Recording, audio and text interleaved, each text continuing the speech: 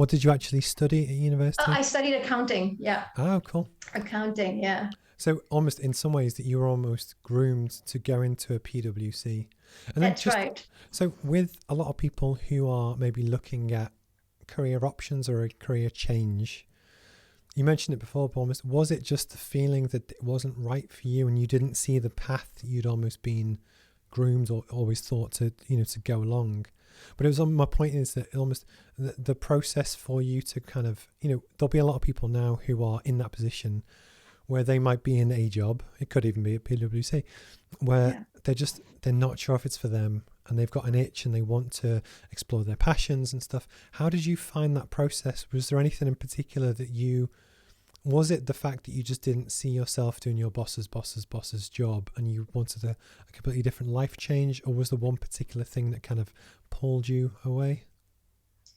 I think there were a couple of things. So the bosses thing was one thing. The other thing was the job itself. It was it I think it suits a certain personality type. I had the skills, but I didn't have the deep desire to, like, and I had great attention to Hmm. detail, but not to the level where I could do that day in and day out. And your caliber is marked by it. Hmm. The Hmm. really good Hmm. auditors are the ones that have incredible staying power and the ability to do that day in, day out, and over and over again.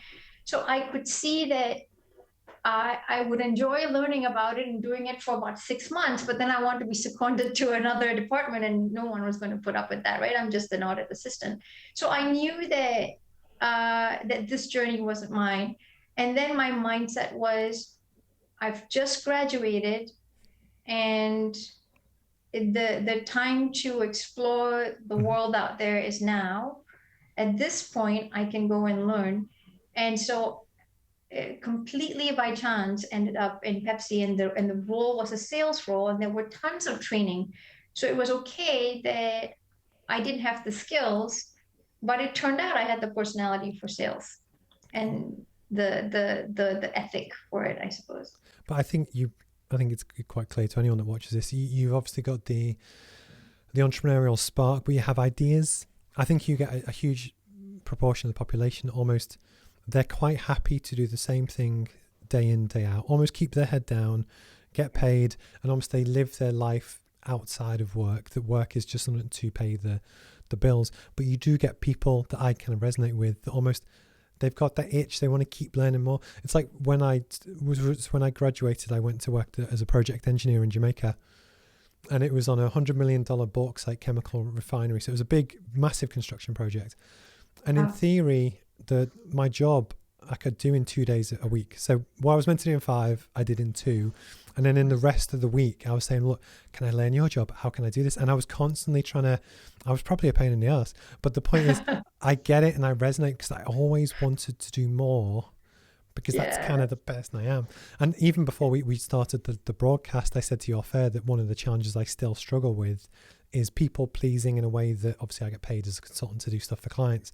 And I just never stop. It's never enough to just say and it's just, Yeah. I think some people just have that, but that often aligns with people that are entrepreneurial, because you kind of need that, because you're not going to have anyone pat you on the back and it's just, but I think when you explore someone's journey, that comes out, or for me, it comes out anyway, but it's just, Yeah, and I love that. I think that that's really true, that this idea of going and learning new things, and I can see, right? Because Steve, you had to go learn how to do podcasts and learn how to deal with all the digital stuff, and that's mm, amazing.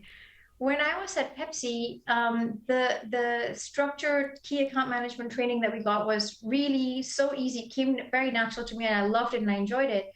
But I was also a pest to the to the manufacturing team, because there was also a team that manufactured the Pepsi mm-hmm, in cans, and there was a factory manager there, and I'd go and ask her about how things work.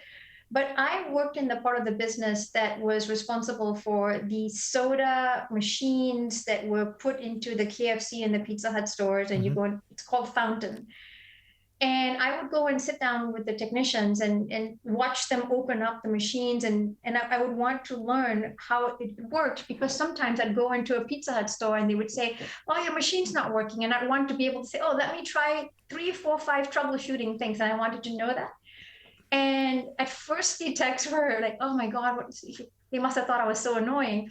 But I cannot tell you the number of times I saved them a trip out to the store because I happened to fix something myself. I'm very proud of myself at that point. But yeah, that's an example, I'd say. But just, you know, now that we're both a bit more senior in organizations, if you were to look down, it's funny because at the time you never notice, but those people stand out. The people that they do their job, but they look to do more. And how can they help? And how can they fix it? How do the machines work? Can I fix?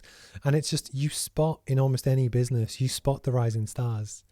And I think as a kind of leader, as the more you go through your career, it's the way to kind of nurture them, still challenge them because they still need to learn the basics. But now I'm sure, you know, in the different jobs you've had, those people just stand out like a sore thumb. You can see them a mile away.